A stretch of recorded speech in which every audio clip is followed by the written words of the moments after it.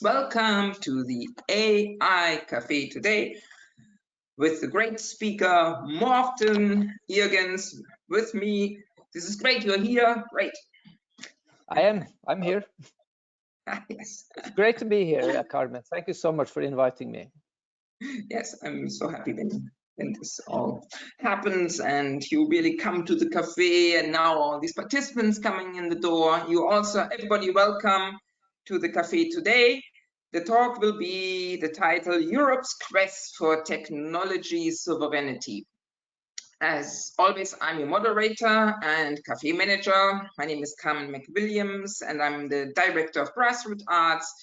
And we are part of this AI media project, which AI for Media, which is a European research project. So we are funded by this. Please take notice that the session will be recorded. No confidential information shall be shared in this cafe session. In this cafe, the speakers express their personal view and opinions. This is not necessarily the official AI for Media project opinion. So again, welcome. This is interactive, and it's a forum to gain inside European AI scene. And therefore, we need questions. You are out there, you have to listen and send us questions. So afterwards, we have something to discuss. You can only send them by the chat and the question, so you have to send it by a text message, but I will read it to Morten afterwards. And now to the highlight of this cafe, I will introduce Morten and then I give the moderator role to Morten himself. Morten Irgens is Dean and Chief Development Officer at Kristiania University College, short Kristiania, co-founder, deputy chair and director of the Confederation of Laboratories of Artificial Intelligence Laboratories in Europe, that's CLAIR, vice president of the Artificial Intelligence Data and Robotics Association, short Adra, and a member of the board of the Norwegian Artificial Intelligence Research Consortium, short NORA. Wow. Oh man, that's a mouthful. I'm sorry. Yeah. He has founded an AI-based company and established a research institute, 3 research centers, and an incubator, held positions as dean twice, vice-rector twice, research director, CEO, and chief development officer, CDO, and sat on 8 boards. He has worked in the area of AI since the end of the 80s. So I'm impressed, and again, great, you're here. And I see also the audience coming in. So I think it's time I give you now the moderator role, but I first have to switch it as the software needs this kind of ritual. So, like that, great. For instance. Yes, works perfect. Okay, well, it's my turn then, Carmen, isn't it? Yes. Okay. Well, thank you so much, first of all, for inviting me. I really appreciate that. I often think about AI as the canary in the mine for Europe's ability to maintain and develop the role in the world within technology and AI. If it's like this, if we're good in AI, we're probably good in a lot of other things. So I will talk a bit today about Europe's dream of technology sovereignty and whatever that means. It's kind of a fancy title, but let's see where this is leading us. Now, yeah, well, let's skip that for heaven's sake. Now, for thousands of years, the world's gross world product looked fairly flat, as you can see here. This is 14,000 years BC.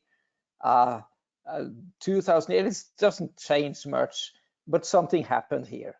And the question is really, And this, as you can see, this gross world product is in trillion US dollars. Now, I don't know if you notice a change in the curve here now, because now I'm showing you the world's population, billion people. It's the same curve. The real question is what happened there? Carmen, what happened there? You can try. Sorry, I was like, yeah, no, go ahead, I think Carmen. there was only lot of babies. Yeah, but why? And the reason. So let's zoom in. Well, maybe it didn't help us much, but this is what happened. Technology, science is what happened.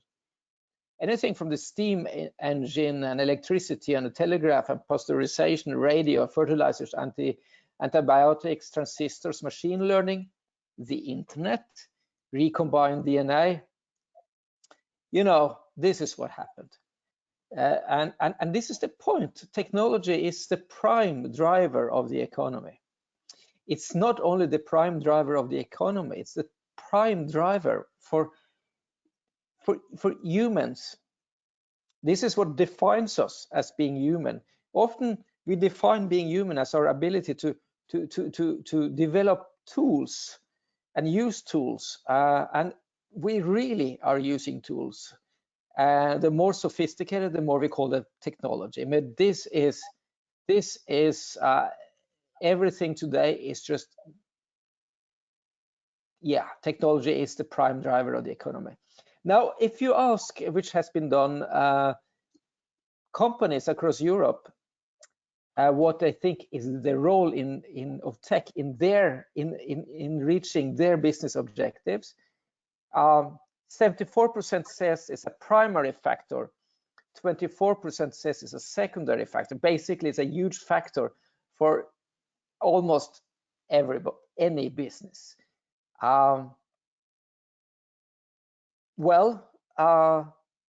Artificial intelligence is the new electricity, has been said several times, and what do we mean about that? What did that sentence really entail? And what it did entail was that artificial intelligence is ubiquitous in many ways. It's developing methods for computers to learn and to reason, and that means that as with electricity, it's very hard if the commission asks, so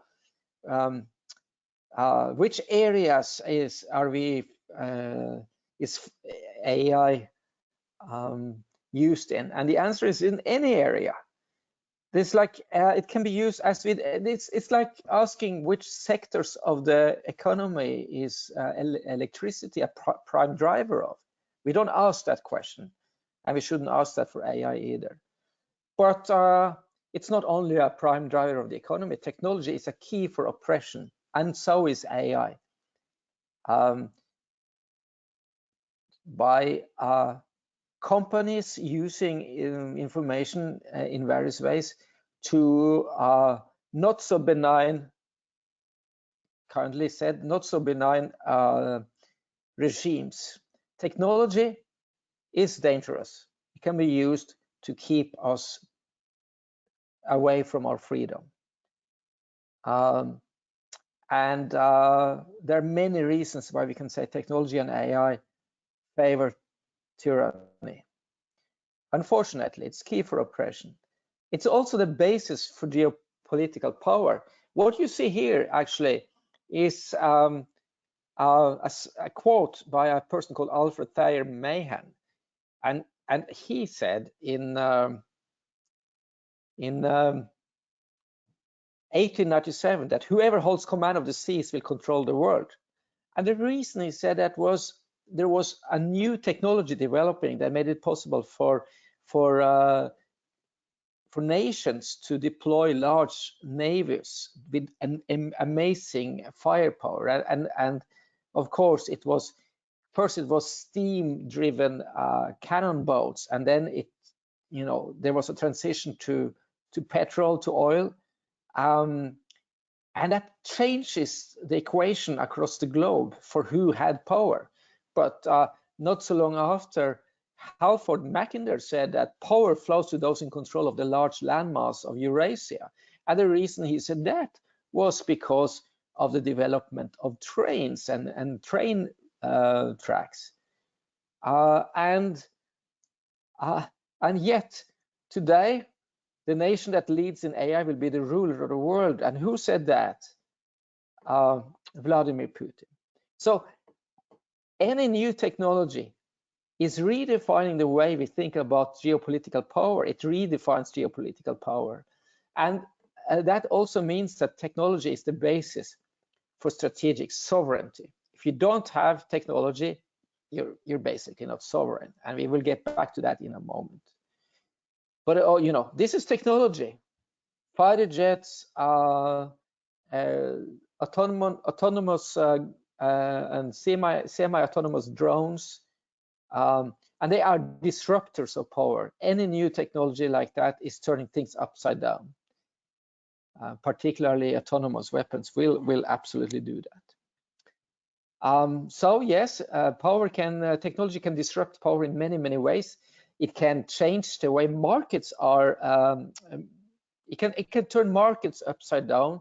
It can change which countries are on the top of the pyramid in global trade. Completely change it. But it can also really disrupt societies and the job markets completely. So technology and AI, whenever I say technology, you can substitute that with AI, is a disruptor of power, because AI, and I will say this several times, AI is AI makes this much more an amplifier of anything, whether it is interference in our election systems or other things. But also, and I think this is very important, we see that, but the technology and AI can create a lot of unfortunate sides. But Carmen, you know, technology is also key to address our grand challenges.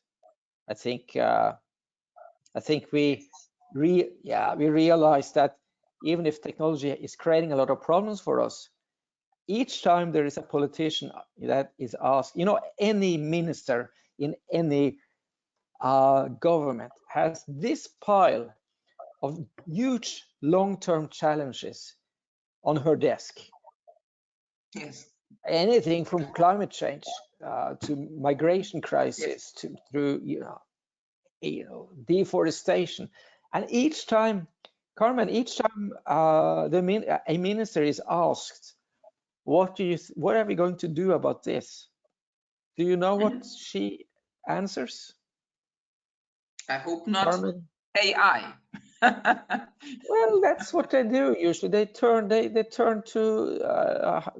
to research and science. They say, you know, research and science is going to help us. Technology is going to help us. Okay. This is the way we are going to address these huge grand challenges. You know, from CO2 scrubbing to I don't know. So yes, the spotlight are on us. Yes. And it's a burden. Yes, it is. The students that started at the universities this fall, Carmen, can you guess when were they born? Who now start university? 2000, 2001, 2002. No? Yes, it's true. 2002 maybe. Y2K plus 2. They're going to retire in 2070 or so. And one thing do we know about the years ahead? They're going to be challenging. And it's a bleak future we have given our children. And once again, this bleak future, it's like up to science and technology to handle it, according to our politicians. It's not only that technology is key to address these grand challenges. Technology decides how we look at the world. Remember, what you see here to the right is it's a clock tower. It's a clock in a clock tower. When the towns across Europe in the Middle Ages got clock towers with clocks in, suddenly how we looked at the world changed. We started to talk about the universe as being a clockwork. We started to talk about humans as being life, as being clockwork. And then, of course, with the steam engine, we suddenly had a new technology. We defined reality in the image of. When electricity came, I mean, electricity was suddenly the life force, what we understood humanity from. Frankenstein's monster was created by electricity. And now we have computers. While before that, we had telegraphs and telephones networks. And at that time, the human brain was a telephone network. No, it's a computer. Now the universe is a computer. So technology actually defines how we look at the world. It shapes what we think. It shapes what we discuss over the breakfast table with our beloved. It shapes who we actually vote for. It influences our values, because everything, we are sponges that are we are just drawing in information from around us every second and every minute, and that information is shaped and created by technology. So it influences our values, and therefore it defines our sovereignty. So it is said that if you want to control your future, you should create it. And the core of the presentation today is really that Europe is leaving shaping the future to somebody else, to anybody else, instead of shaping it itself. Let's get back to that in a second. Well, technology defines our sovereignty. What is it? Sovereignty is a function of having secure access to whatever one is dependent on, and that could be food, water, energy. Competence, we're dependent on that. Technology, data, AI. And then you have different types of sovereignty we have been talking about in the last 5 years in Europe. Technological sovereignty is the ability of a country to generate technological and scientific knowledge autonomously. If we have no ability to do that, we are not technologically sovereign. Or a group of countries, like the European Union. But also, no country and no region is an island. So we have to soften up this definition a bit and say, or to use technological capabilities developed outside through the activation of reliable partnerships. And then again, being dependent on only one partner, that can also be a problem. So yeah, technological sovereignty is not a hard cut. And then you have digital sovereignty, which is also talked a lot about. And that is the ability of a country to act independently within the digital world, and the world today is digital. So what does that mean? This means that that includes sovereign management of the cyberspace. It means that you should have a country should have control over its servers, of networks and data transmitted through them. And I know some years, 10 years ago, I established a large cyber security center here in Norway, and I learned then, and this might not be correct, but take it as or not correct anymore, but I do believe it is, but take it as just as an image or to illustrate this. You know, Norway is quite long and narrow, and a lot of the internet traffic and the mobile telephone network traffic is between the northern part of Norway and the southern part goes via Sweden. Sweden is a kind neighborly country for us. We are sister countries, but still it goes through a foreign, the traffic is over a foreign land, over foreign networks, foreign servers. And the Swedish security organization, National Security Organization, has the right to access any foreign information that flows through its sovereign land. They cannot do that with their own citizens. So if it's domestic data, they cannot do that without a court order. But foreign, they don't need any court. They can do that. And the security and Sweden has a exchange program between their security services and the UK security services, so they can ship that data over to UK. And UK has a similar exchange agreement with the Americans. So really, Norway can in many ways be said to not at all being digitally sovereign.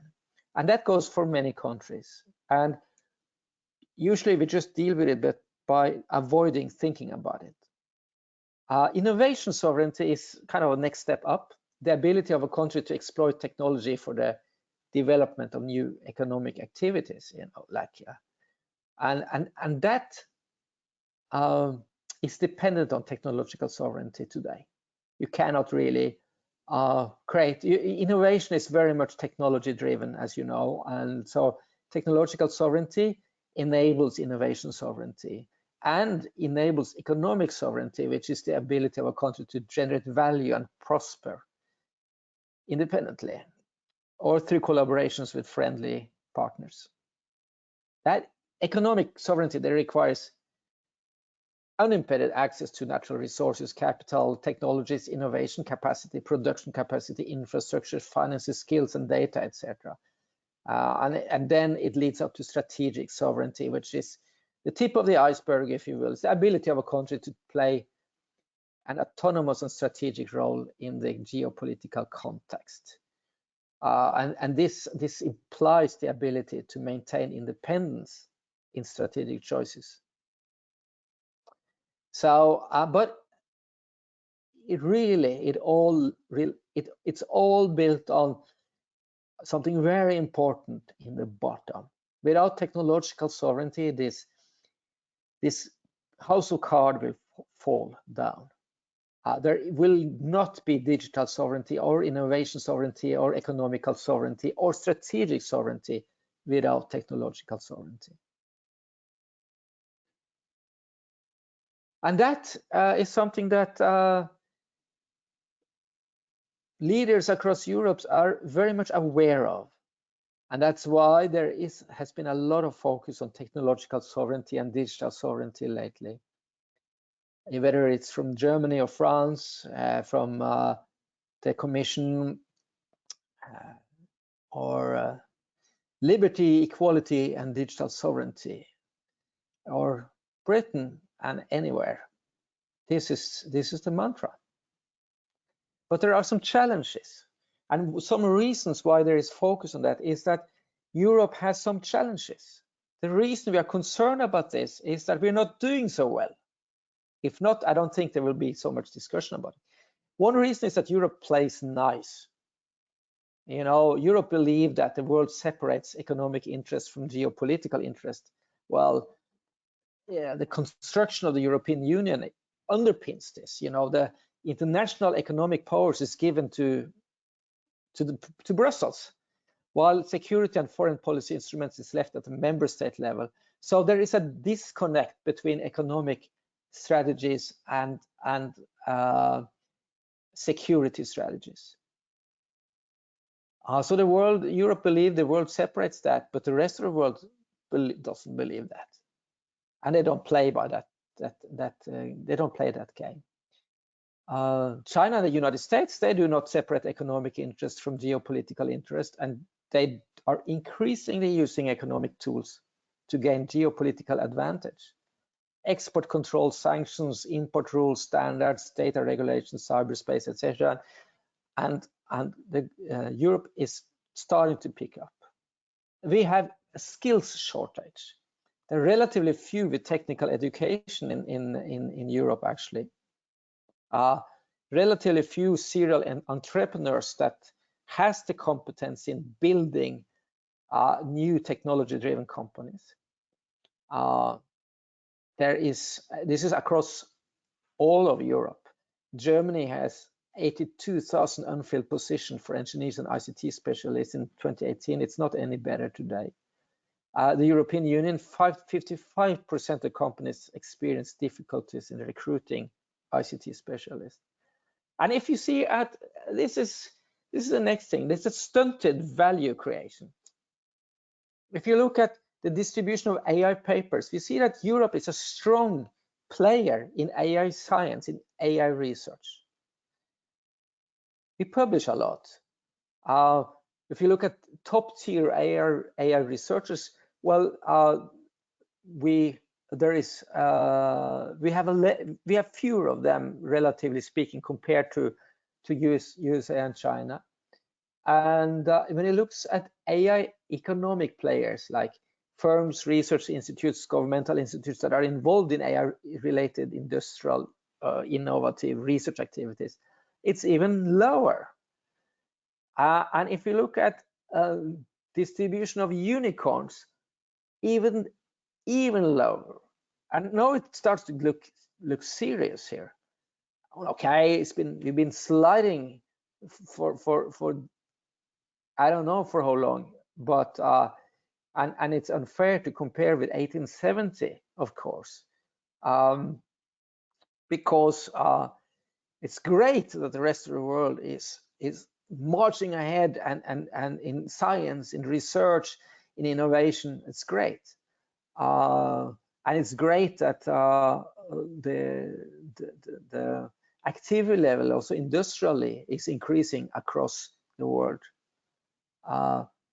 But if you look at the number of global top, if you just look at the last 10 years, you don't need to look 150 years back. The number of global top 100 companies by market capitalization had dropped from 33% to 18%.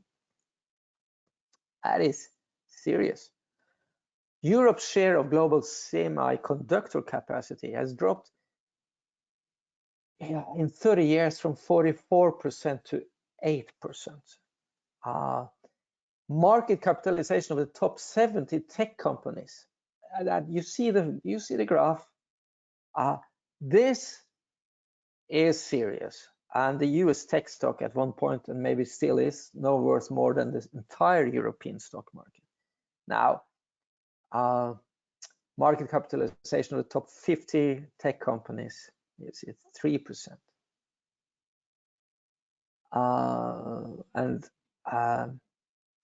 And here, this is the global internet leaders by market capitalization. I marked the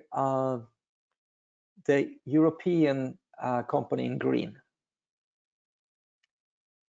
We also see weak R&D investments. This is R&D spent by global top 250 R&D spenders on software and computer services in 2017 and 18. And we see that the investment in Europe is way too low. This is number of 5G subscriptions predicted for 2023 as a percentage of mobile subscriptions. So we see that while North America, half of the mobile subscriptions will be 5G, in the Western Europe it will be 21%, like a fifth, and in Central and Eastern Europe 5%. This 5G subscription and a strong mobile network is essential. And also, we have few lighthouses. You know, States has Apple and Amazon and Google. We know all of this.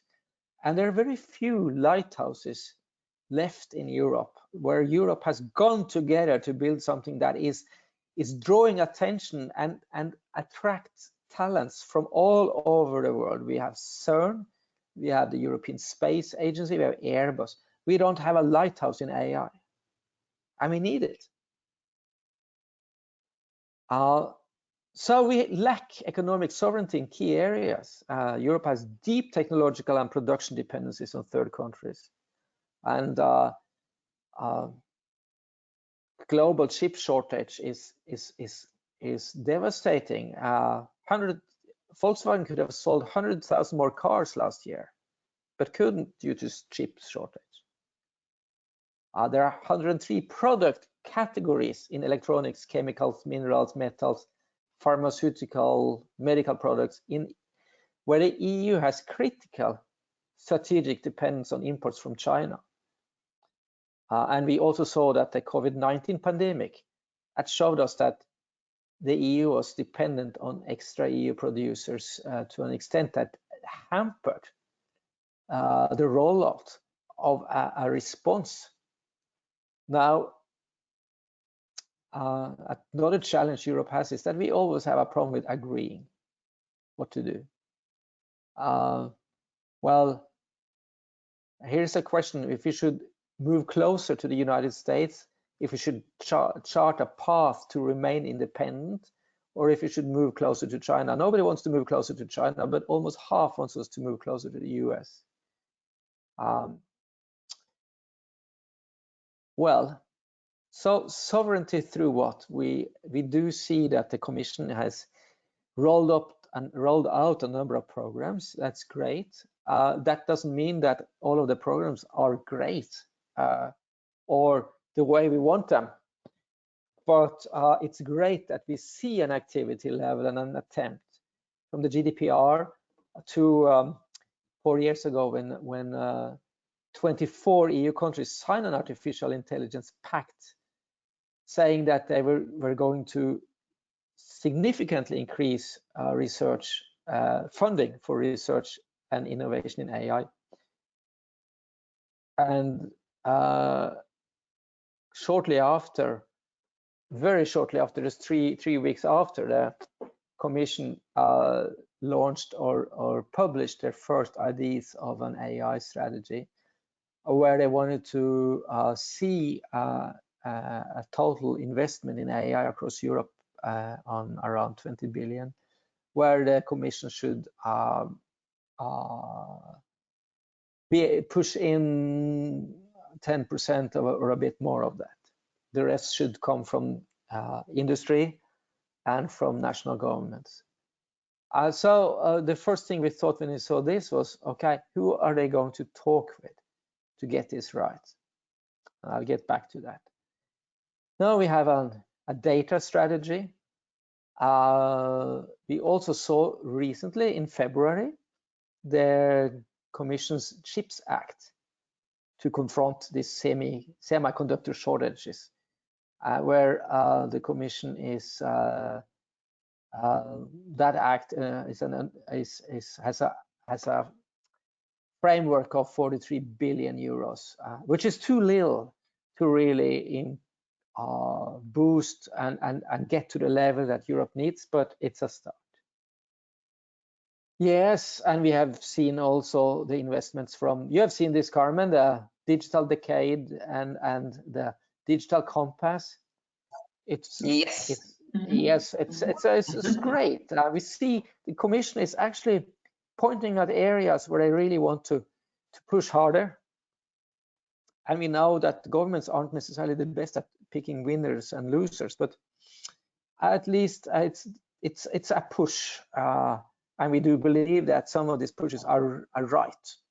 Blockchain, low power processors, hyperprocessors, high performance computing, common data infrastructures, etc.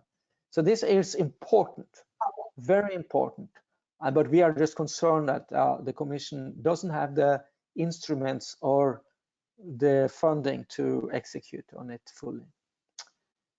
We know why Europe needs a strategic, when Europe needs strategic sovereignty. I think we covered that in this call so far. We know some of the dependence we are seeking kind of freedom from. Platforms, data, cloud computing, AI, autonomous robots and vehicles are areas that the Commission is really focusing on. But through what? Once again, that's back to the programs and the instruments that the Commission should talk with. So who should the Commission talk with? Well, CLARE is an example. CLARE was established as a bottom-up research scientist-driven association, and it was created when the Commission announced its push towards investing much more in AI, and we thought, let's try to help the Commission not making too many errors here. So we established CLARE, and CLARE has as a tagline, excellence across all of AI for all of Europe, and with a human-centered focus. It's an organization that is non-profit, and the goal is really to positioning Europe as a global lead in AI. Now, in the time that has passed, CLARE has established a research network with 435 AI research groups and institutes, which means that CLARE is, I believe, the largest network of AI researchers in the world, and it's European. Here you see as many as we could fit of them on a European map, and it covers all of AI from machine learning to real-world applications. And we're also building a backbone of European AI-driven organizations in an innovation network. And then we recently established R2N, the Rising Researchers Network for PhD students, postdocs. That's a Europe-wide network that is addressing the resources that are in PhD students and postdocs, and with time also master students, and use that as an additional pillar in building up a large drive across Europe in AI. And then there are a lot of CLARE supporters, more than 4,000 individual scientists and technologists across 38 countries and 9 governments. And we have offices in several countries, in several cities across Europe. So that's good. And you have a lot of task forces that, for instance, the task force on COVID-19, that was very interesting. And our focus on AI for good helps. Now, in addition, there are many other organizations across Europe that is doing very important work and actually should be better funded and better supported, as they really are trying to fill in a gap of what governments don't do. The Big Data Value Association, EU Robotics, EURAI, ELIS, which is a great AI association in machine learning. So, and then with CLARE, we established together Adra, which is the private side of a public-private partnership with the Commission, where the Commission and Adra agreed to jointly invest 2.6 billion euros in AI, in industry-directed AI. So I'm getting close to. Don't worry, Carmen. Don't worry. I'm getting close to the end here now. I did not worry. I'm enjoying this. Yeah, I'm going to do something that might be boring. It's not so interactive, but I'm going to show you. 2 weeks ago, I think, there was a plenary setting in the European Parliament when the following report was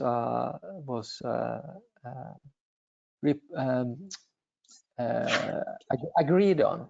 It's a report on AI in a digital age from the Special Committee on AI in a Digital Age. And I'm going to read some of the paragraphs there.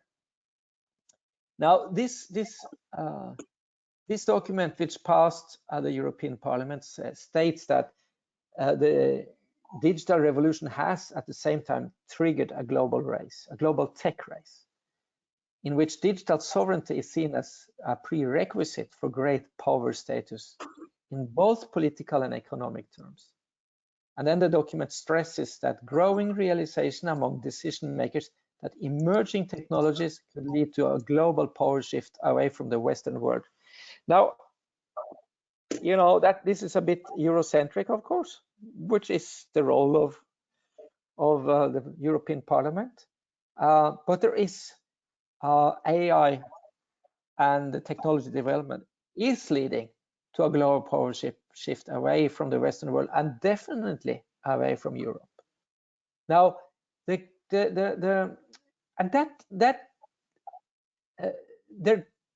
doesn't mean that the European Parliament or that I or Europeans are against the amazing, interesting development in other areas of the world. But the problem here is actually also that Europe isn't doing as well as it should and could. This is more a concern about our inability rather than other people's or other regions' ability. I think that should be clear. Now, the document points out that Europe, which for centuries set international standards, dominated technological progress, and led in high-end manufacturing and employment, has therefore fallen behind in a new winner-takes-most or superstar economy, and underlines the risk of European values being globally replaced or companies becoming marginalized, and our living standards being drastically reduced. And furthermore, underlines that the EU is failing to commercialize its groundbreaking technological innovations, and thereby enabling fast-growing non-European corporations to take our best ideas, our best talent, and our best companies. Points out that as a result, only 8 of today's top 200 digital companies are domiciled in the EU, while our economic growth is constantly declining. And notes that Europe's high wages and the world's most generous social welfare system are financially dependent on competing with the rest of the world. Right, so there you have it. I think I will leave it with that. Thank you. And Carmen, if you're there, that would be great.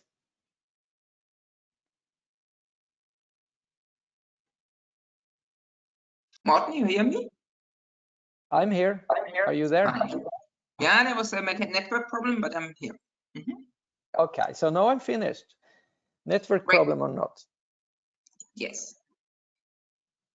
Great. So now we're coming to the question. I just come back. You see, sometimes internet, we are still not perfect. This is about technology, but we always have backup. So thank you for your talk. And I'm very interested. I start with a question, and then I have questions from the audience. My question is, I think there's a paradigm change since Corona, and yeah, we know also the climate change, and we know also about, there's war now in Europe again, which is a paradigm change as we have to somehow think new. We have to maybe, for example, in Corona, we had to fight globally together this Corona, not Europe against somebody, but globally, global research teams. The same climate change we have, there will be no way if we are not globally do it together. There will be no, we cannot save the earth if we just do it in Europe or just in America or just somewhere. And we don't talk about the war now. What I would like to, I understand that you are pleading for Europe to be technological independent, but do you think there could be a chance for lighthouse research in AI, which is globally funded? That's my question. You mean a globally funded lighthouse research in Europe? Where, like, for example, the Europeans put it in, the Americans, the Russians, like we do also in space research. You know, a lighthouse research center where we attack these global problems like climate change, coronaviruses, where we think globally, you know, and work together globally. You think that could be possible? Everything is possible. Is it probable? It's another question. You know, I'd love to see that. Maybe we'll have to feel that the ground under our feet are burning before we do it. I don't know, but that would be wonderful. But on the other hand, too, Europe is not going to be an equal partner in this before we have become better. I mean, once again, our research is fantastic. We do wonderful research in Europe. We have great universities. We have great human capital, but we do not show that we can turn this into more directly applicable tools and products. And I think we need to show that before other people want to play with us. And your question assumes that everybody would like to play with the Europeans, but that, you know, 20 years ago and 10 years ago, that was the case. But we are not only number 3, we are far behind number 3 in a lot of these things. So if they play with us, it's because they think that that they feel that they have to. I think really we need to get our act together and really increase funding in AI and technology in general, and get stronger in these areas to ensure that if there is such a future where there is a global lighthouse, we will actually have a role to play. Yes, I think it's just like food for thinking. So now comes question from the audience. Thank you. First, I'm reading from Juan. Sorry when I say sometimes the name's not so good. Juan. He asked, first he says, from a policy-making perspective, what should Europe be doing to ensure this sovereignty that they are not currently doing? That's the first question. And secondly, it was mentioned AI amplifies everything. What can we do to ensure it won't give more power to structure of oppression? And what needs to be there to ensure transparency without compromising security, safety, where security is needed? That was it. So well, I can remember one thing at a time. So you might have to rephrase the second question. What should we do that we don't do? Actually, the question is not as much what we don't do. We do a lot of. We have the right visions and the right ideas, but we are very poor at execution. And one reason we are poor at execution is that I believe today that the instruments that the Commission is using, for instance, are not good enough. Neither are they managed well enough. So if we had better instruments, we should do what we are doing today. We should have a Data Act. We should have a Chips Act. We should have an AI Act. Yes. And we could do them better. There are things in the AI that you don't want to see in those acts, but they are there. There is work on European infrastructure that is great if we're able to pull it through. One of the problems is, number one, I think the Commission needs different type of instruments so that they can run things a little bit more like a business. Secondly, I think that we need to see more national governments have bilateral or multilateral collaborations where the Commission, European Commission, could enforce it with funds, but not being in charge of it. So I don't see much that we should do that we don't do, but I do know that we need more. We need more investment funding. We need more risk investment funding. We need more basic research funding, and we need more pooling of resources. And one of the things I am advocating for is to create a European lighthouse in AI, in artificial intelligence. And why do I do that? Because I get a lot of criticism for that. because people say it's impossible, and the fact that it's hard doesn't mean it cannot be done. But a lighthouse that is placed in a city in Europe, I don't care where, that has so much funding and so much top researchers and innovators, will draw top researchers and young researchers from all across Europe. They will spend time working there, then with the best minds in the world, and then they will go back to their universities, back to their research centers, back to their innovation teams, and bring with them the competence and the networks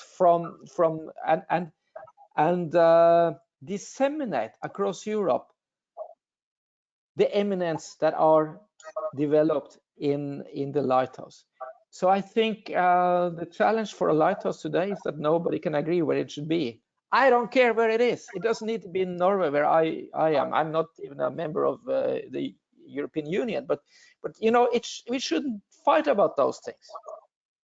Okay, I got lost in my own here. So let's go to the next question. Yeah, there is another question.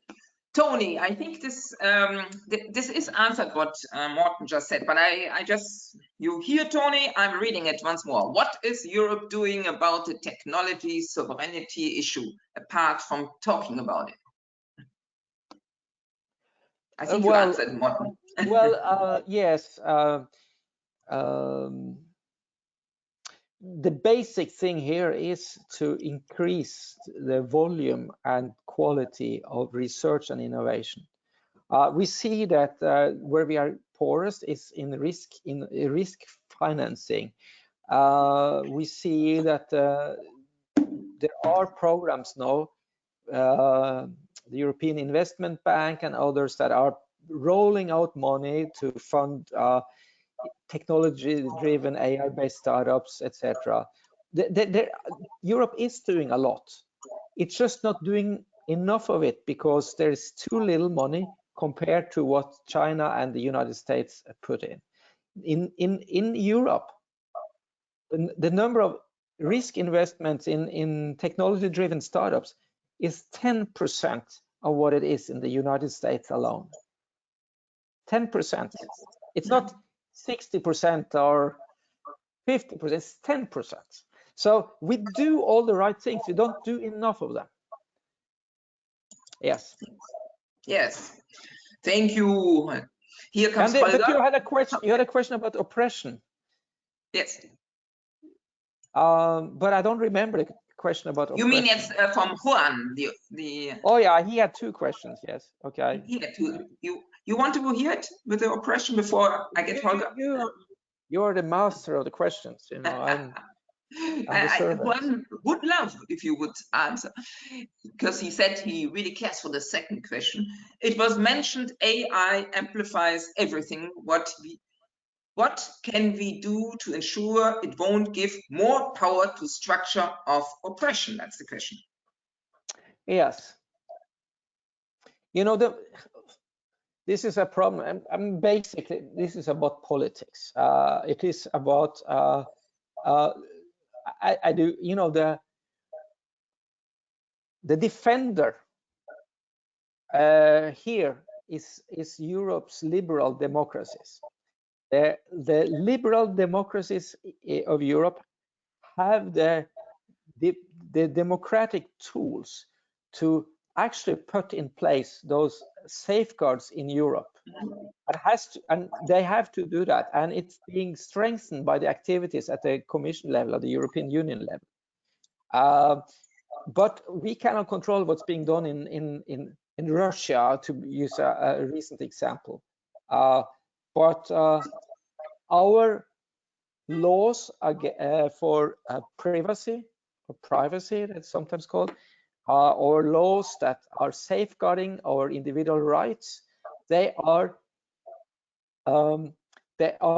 deeply ingrained in the liberal democracies across Europe, and they're not deeply ingrained in the non-liberal democracies and the non-democracies. Now, there aren't that many liberal democracies left in the world, it seems to me. It's like a, and Europe needs to fight for this position and fight for the individual rights in general, because with individual rights in general, you have a position to fight for individual rights in cyberspace, for privacy, etc. You know, what do we do? But then again, we are also, on the other hand, we are giving away our freedom by giving away our data to international actors like Google and Amazon and whoever they are, Facebook. This is something where we need to take a step back and say, what are we really doing with this? Is this chipping away on our autonomy? Is it chipping away on our individual rights and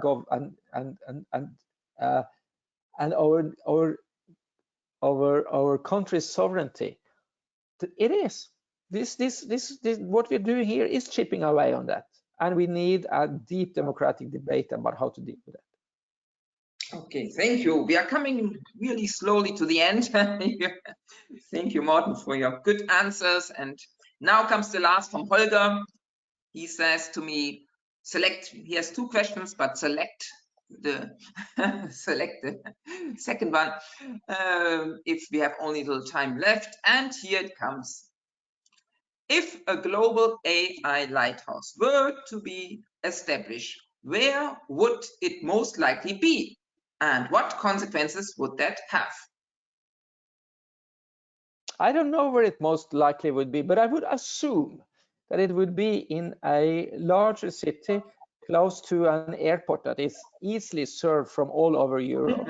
And that I assume, but I don't know. And as I said, the only thing I care about is that it's an easy, fast way to both concentrate knowledge and disseminate knowledge. Yes. Yes.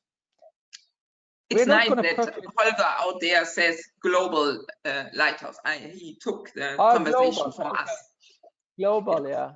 Once again, if there's a global lighthouse anywhere in the world that is, no, I wouldn't say that. Let me, you know, that's interesting. That is like establishing the United Nations and deciding where it should be. I don't want to answer that. It's like putting my hand into a bee's nest, and I'm not going to do that. But they managed to put the UN somewhere. So anyway, we are networked. We are networked people now, so we don't even have to be together in a real spot. You see, we are in a cafe and we are virtual. So there are many possibilities. But I thank you very much, Morten. We are going to the end here. This was great brainstorming. Also, everybody out there sending great questions. This is really always very, very, very inspiring, I must say. I give myself compliments. But well, to anybody who wants to send me a question, please do so. You just Google my name and you'll find that. Or send them to Carmen, whatever. I can easily get in touch. You can find me on LinkedIn and all these international platforms that are owned by countries we are not a part of. Yes, you know how it is. Yes. Well, thank you so much, Carmen. Thank you. And the recording, just that everybody knows, I will send it to Morten. Morten checks it, then sends me yes or no. And if a yes, then I publish it in the online YouTube AI Cafe video archive. So, but it's always up to Morten. It's not automatic. So again, thank you, everybody, and see you next time. This will be in the fall because I have summer break. Bye-bye. Have a good summer. And you have a great time, Morten. Thank you. Bye.